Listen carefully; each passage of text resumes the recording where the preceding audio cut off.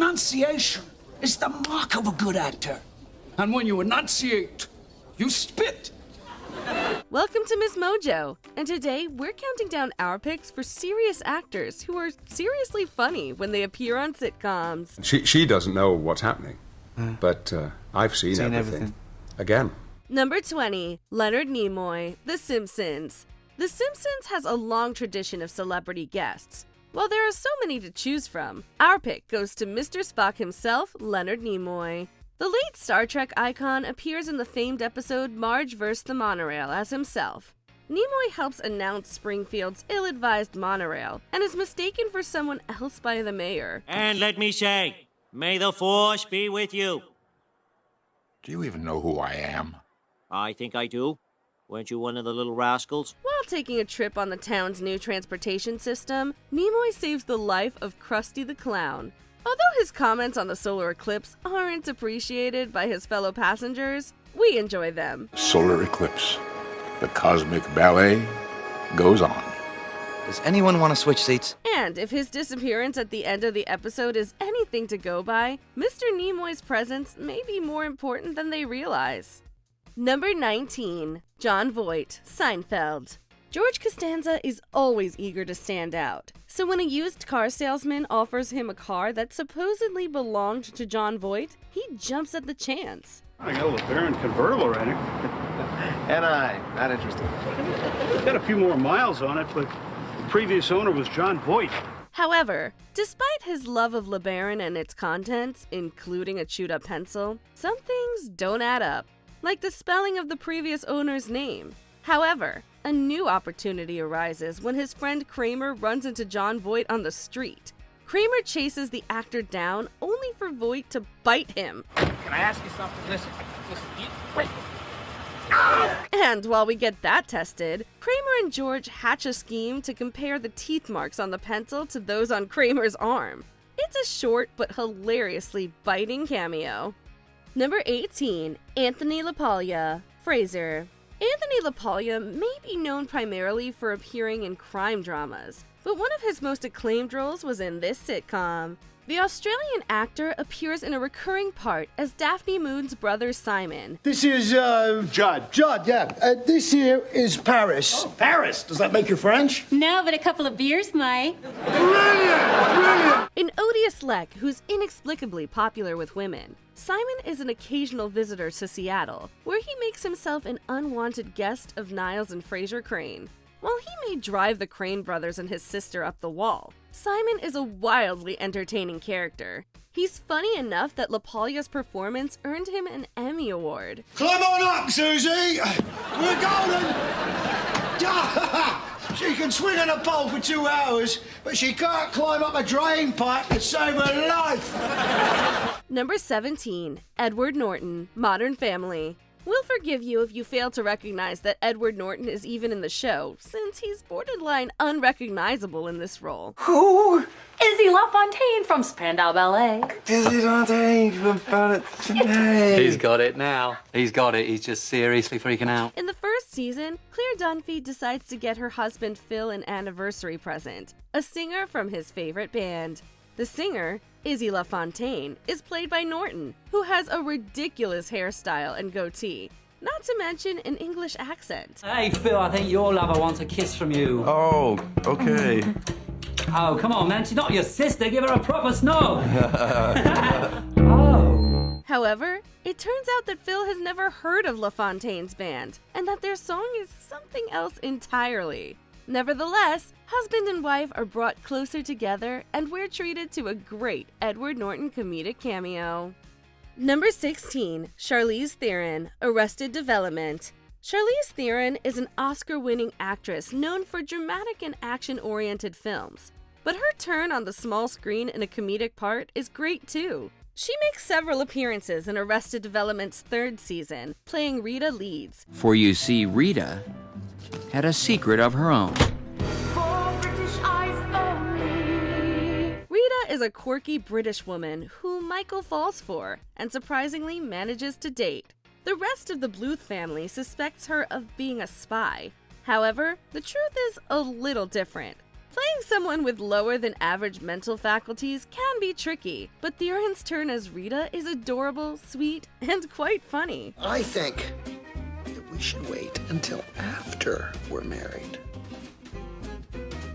Married! Married, married, married! Okay, night-night! Number 15, Michael Douglas, Will and Grace. As a veteran actor, Michael Douglas has all kinds of range, but comedy from him is not as common. So it was a real treat when he appeared on Will and Grace. Douglas plays Gavin, a detective who assists Will in finding his missing laptop. I met this really good-looking guy today at this coffee shop, and instead of asking him out, I offered to help him find his stolen laptop. However, Jack learns at a support group that Gavin lied to Will to get closer to him, since he came out later in life and isn't comfortable asking men on dates yet.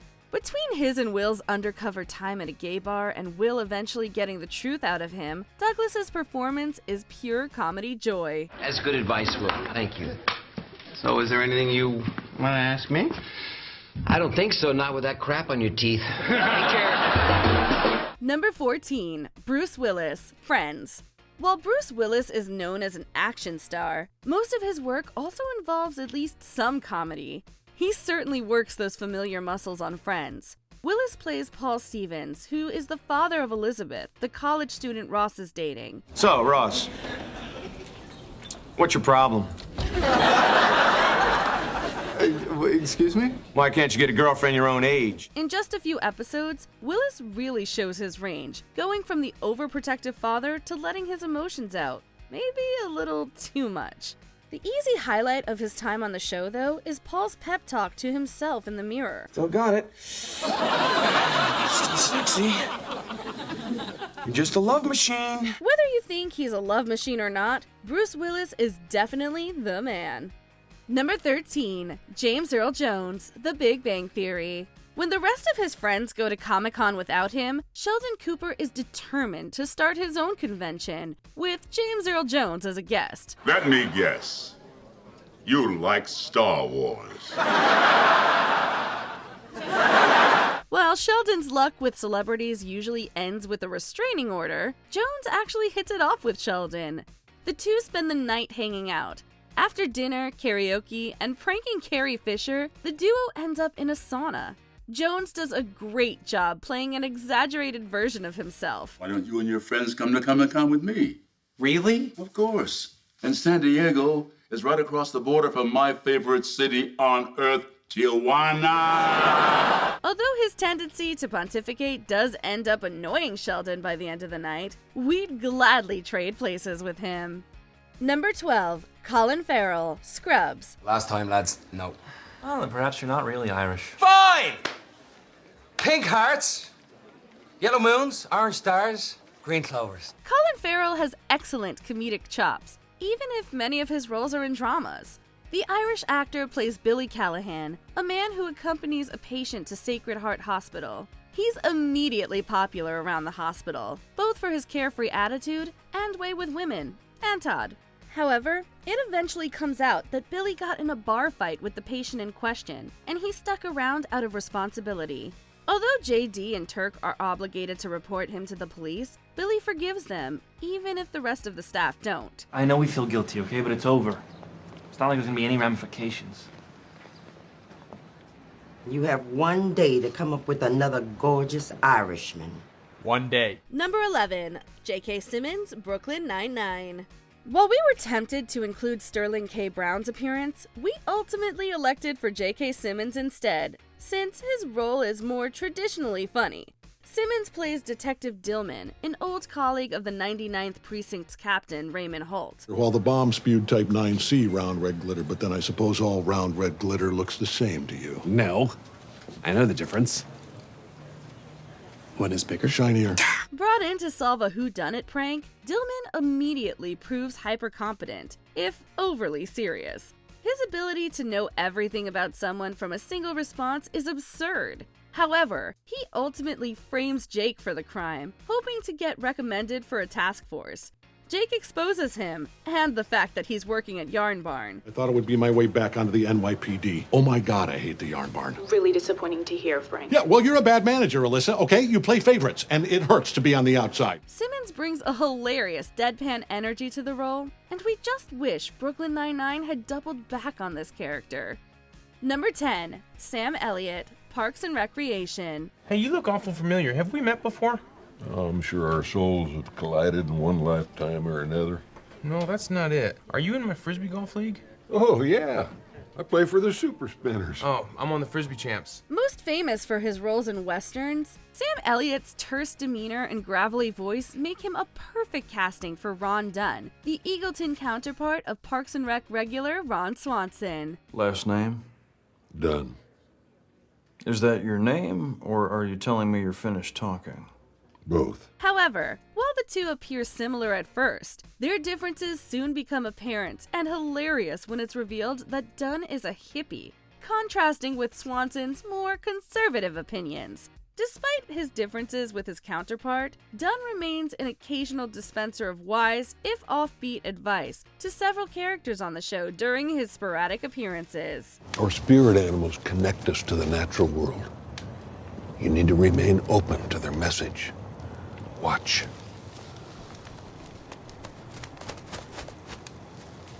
Number 9, Martin Sheen, 2.5 Men. Now, what are your intentions towards my daughter? Right to the chase. Straight shooter. I like that. Given that the show stars Charlie Sheen, it only seems natural for 2.5 Men to have had his father, Martin Sheen, guest star at some point. The elder Sheen, known for his weighty dramatic roles in film and TV alike, plays Harvey, the dad of Charlie's neighbor. At first appearing to be overbearing, Harvey soon manages to romance Charlie's mother and eventually reveals that he's every bit as kooky as his daughter is. Evelyn and I are in love and we're gonna get married. Isn't that right, Puddin' Pop? Not if you were the last crazy man on earth. Guys, feel free to call me Dad. Sheen's serious reputation in acting only make Harvey's absurd turn that much funnier. Sleep tight, Puddin' Pop. Number 8, Jonathan Banks, Modern Family.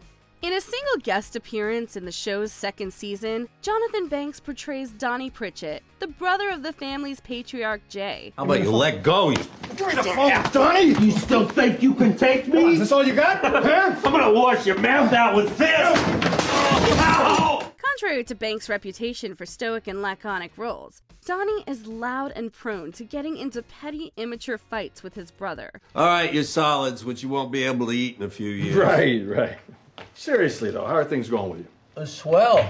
I'm beating a fat guy at pool right now. While the role does have some dramatic weight to it, as Donnie reveals to Jay that he has cancer, there's no getting around how hilarious some of his pranks and other altercations with his sibling are. Like that wet willy.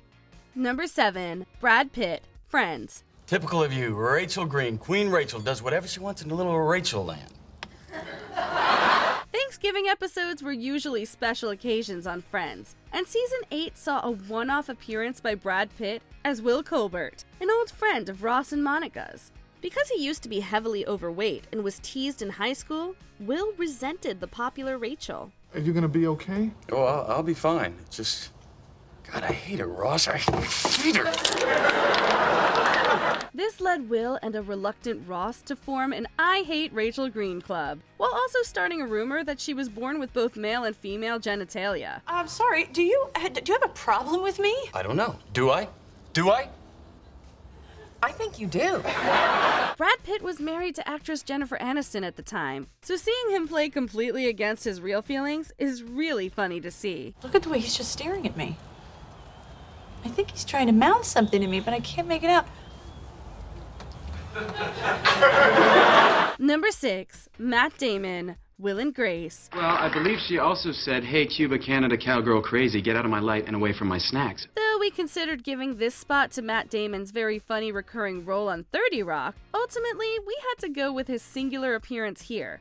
On Will and Grace, Damon plays Owen, a man contending with Jack to be in the Manhattan Gay Men's Chorus. Maybe he's no Romeo, he's my loving one-man show. Oh, let's hear it for the boy. Jack discovers Owen is actually straight and seeks to prove it to take out his competition for the spot. Seeing Damon trade shade with Jack is utterly hysterical, and we'd have loved to see him do it more. You won't get him. Thinking and a hoping, wishing and a praying, lying and a cheating, hubby and a tone deaf. Number 5. John Hamm, 30 Rock. What is this? Dr. Drew's Salmon Bourguignon.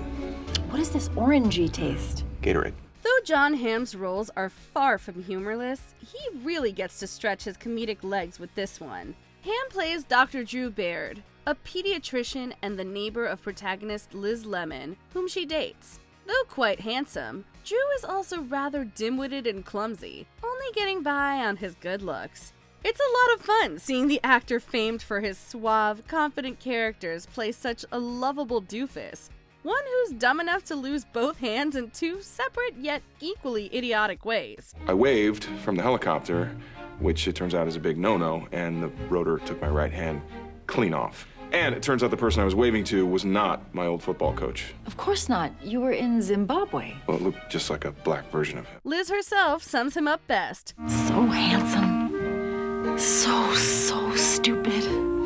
Number 4. Patrick Stewart, Extras. Yes, definitely. Yeah. I will make it so. You've seen Star Trek: The Next Generation, right? I haven't, no. Renowned for his Shakespearean training and weighty dramatic performances, Patrick Stewart is no stranger to comedy. His guest spot on Fraser was also a contender for our list. And you're... don't tell me.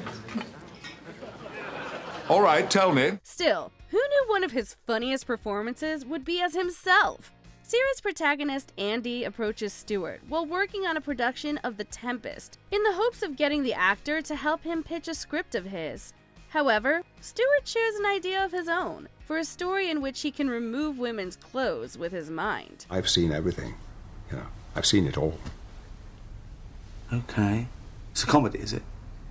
No. And when viewers watch the acclaimed thespian describe his absurd and lewd idea with a straight face, you might then say, you've seen everything. Is there any nudity in it?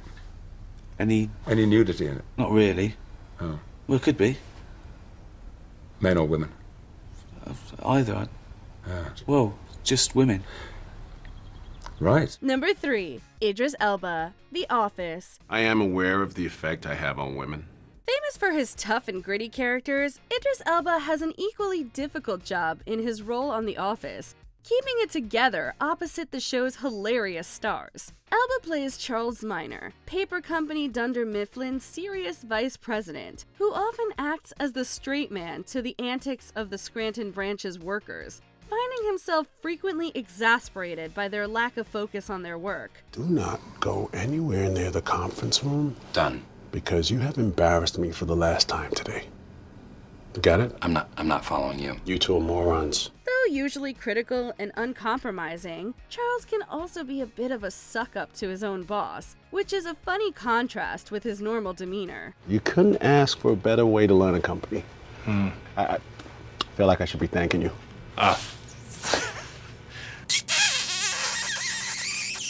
Number 2. Michael Keaton, Fraser. Let me hear you say, yeah! Yeah! Oh, come on, like you really mean it. Yeah! Are you willing to do whatever it takes? Are you willing to make these earthly sacrifices to make heavenly gains? Though he got his start in comedy on film, these days, Michael Keaton is known for his dramatic chops. However, his return to comedic form on Frasier was something special. Keaton plays Blaine Sternin, the former brother-in-law of the titular psychiatrist and reformed con artist apparently turned paraplegic preacher. Next thing I saw was a bright light and a tunnel.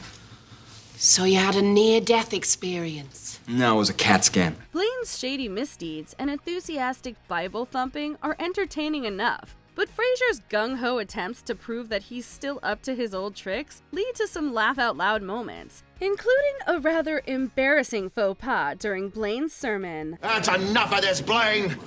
Get up! Get up! Wait, people. He knows not what he does. Before we continue, be sure to subscribe to our channel and ring the bell to get notified about our latest videos. You have the option to be notified for occasional videos or all of them. If you're on your phone, make sure you go into your settings and switch on notifications.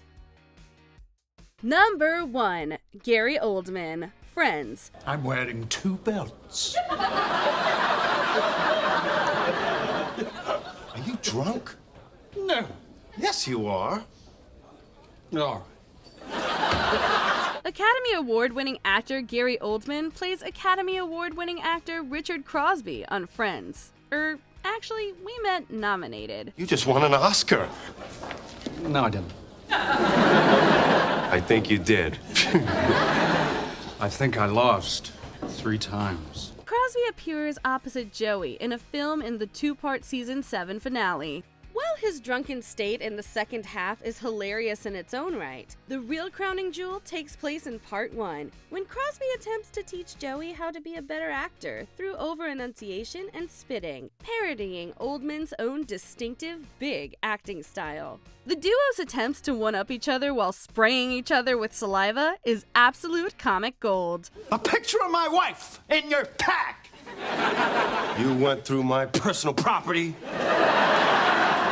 Why do you have a picture of Paulette on your pack? What's your fave comedic turn by a dramatic actor? Let us know in the comments. Drew, I'm going to tell you this for your own good. You can't put Gatorade on salmon. Oh, yes, you can. The hot Italian lady from the Food Network told me so. Did she say it on TV? No, she said it to me when she jumped escalators to try to talk. Do you agree with our picks? Check out this other recent clip from MsMojo. And be sure to subscribe and ring the bell to be notified about our latest videos.